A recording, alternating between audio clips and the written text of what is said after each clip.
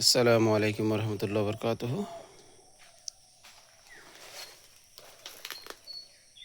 ছোট্ট একটা কলা বাগান, এরা এখানে হচ্ছে দুইখানি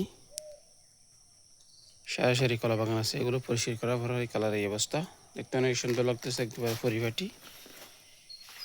এদিকেও মাশাআল্লাহ, এদিকে আস্তে আস্তে এই যেগুলো বাকি আছে এগুলো এদিকেও কাজ করা হয়েছে। এগুলো নিজের কাজ নিজেই করা লাগে। মাশাআল্লাহ, আমাদের কাজ আমাদের নিজস্ব বাগান যেহেতু আমরা নিজেরাই করি। যেখানে কতগুলো আগাছা আছে, এগুলো কিন্তু কলার চারা, মূলত চারা হলে এগুলো মায়া লাগাইতে পারিনি। মায়া লাগলে এগুলো এটা ফলন তেমন ভালো হবে না, তা বাধ্য হয়ে এগুলো কাটতে হচ্ছে। এই যেখানে একটা বড় হালকা লালচে দাঁড়ানো হয়ে গেছে, এটা এখান থেকে কেটে দিতে হবে। এর পরবর্তীতে এই যে এখানে এগুলো রাখা যাবে না, এগুলো কাটার পরে কলার নালা যেখানে তৈরি করছে পানি যাওয়ার জন্য, ওই নালায় ফেলতে হবে। নালায় ফেলার কারণ হচ্ছে এগুলো পচে যাবে, পচেবারগুলো সার হয়ে যাবে। প্রত্যেকটা গাছে একই অবস্থা।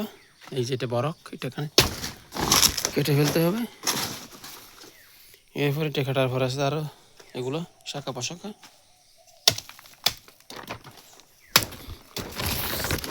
যেহেতু এটা একটা বাণিজ্যিক কলা চাষ, এই জন্য এগুলোর মায়া করা যাবে না। এখন কিন্তু গাছটা মোটামুটি একেবারে পরিষ্কার হয়ে যাচ্ছে।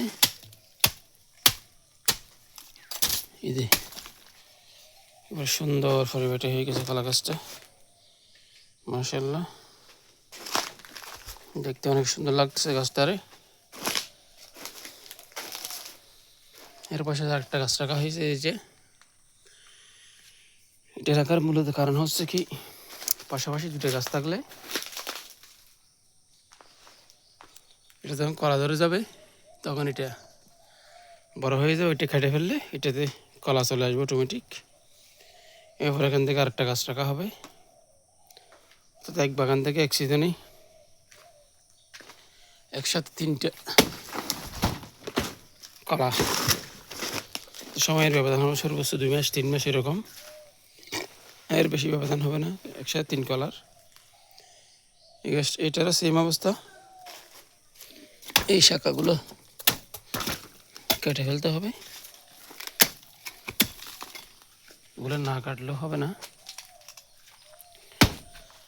এখন যেগুলো অতিরিক্ত বরক, এগুলো কেটে ফেলতে হয়। এই যেগুলো কাটার পরে কি সুন্দর লাগতেছে, মাশাআল্লাহ। আল্লাহর নিয়ামত আসলে আমরা বলে শেষ করতে পারবো না।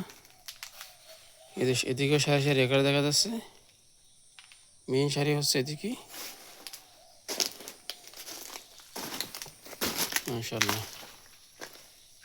কলা আসলে সহজলভ্য ফসল, তেমন কাটনি করা লাগে না, সহজে কলা গাছ হয়ে যায়। এই যে সারি সারি একের কলা গাছ, মাশাআল্লাহ। এই সারি সারি একের রোপণ করা হয়েছে, এগুলো মূলত সৌন্দর্যের জন্য এগুলো সারি সারি একের করা হয়। সারি সারি করলে কলার দূরত্ব বোঝা যায় এবং কলার ফলনও মোটামুটি আসে। এই যে এগুলো আগাছা পরিষ্কার করা হয়েছে, এটারও পরিষ্কার করা হয়েছে আগাছা, এবং পাশাপাশি এদিকে আছে দেশি সাগর কলা, ওগুলো সময় তাড়াতাড়ি ফলন দেয়। এই যে একটা ফলন চলে আসছে, মাশাআল্লাহ, আল্লাহ, আলহামদুলিল্লাহ। আল্লাহর নিয়ামত আসলে বলে শেষ করা যাবে না। অনেক সুন্দর এবং পরিপাটি গাছ, এগুলো হয়তো আস্তে আস্তে যত্ন করা হয়েছে বিদায় এর সুফল পাওয়া যাবে যদি আল্লাহ দেয়। রিজিকের মালিক তো আল্লাহ, আমরা চেষ্টাই করে যাচ্ছি।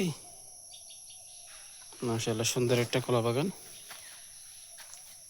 এটা ফটিবিলে, লোহাগাড়া, চট্টগ্রাম।